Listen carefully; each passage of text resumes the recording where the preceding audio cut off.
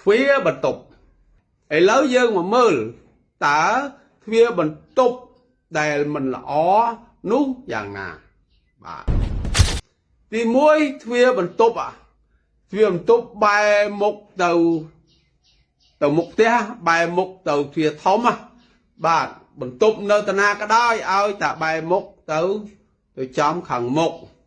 នោះហើយគេហៅថាទ្វាទោសៈទ្វាកំហឹងបាទទ្វានាំរឿងមួយទៀតទ្វាដែលបែរមុខទៅក្រោយបាទទ្វាដែលបែរមុខទៅខាងក្រោយនោះជាទ្វាបន្ទប់ប្រភេទដែលទាញជោគជតារាសីយើងឲ្យនៅទៀបបាទគេហៅមុខមិនមានស្នេហ៍មុខមិនស្រឡះបាទមួយទៀតទ្វាបន្ទប់ដែលមិនសមប្រកបដែរទ្វាបន្ទប់ដែលនាំតែចំនួនទាស់ទែងគ្នានោះ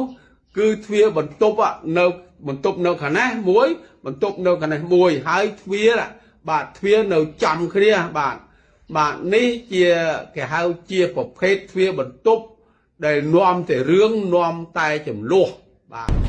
ទ្វាដែលវាមិនលើកជោគជតារាសីឲ្យយើងផង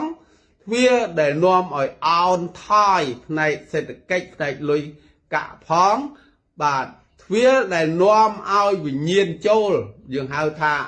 ខ្មោចលងណាបាទគឺទ្វាដែលបើកមកបាទទ្វាបើកមកចំចណ្ដាបាទទ្វាដែលចំមុខចណ្ដាបាទទ្វាបន្ទប់ប្រភេទនេះក៏ជាទ្វាមិនល្អសម្រាប់យើងរស់នៅដែរបើវីដេអូនេះមានប្រយោជន៍សូម share បន្តដើម្បីចែកគ្នាដឹងឮនិងធ្វើការសិក្សា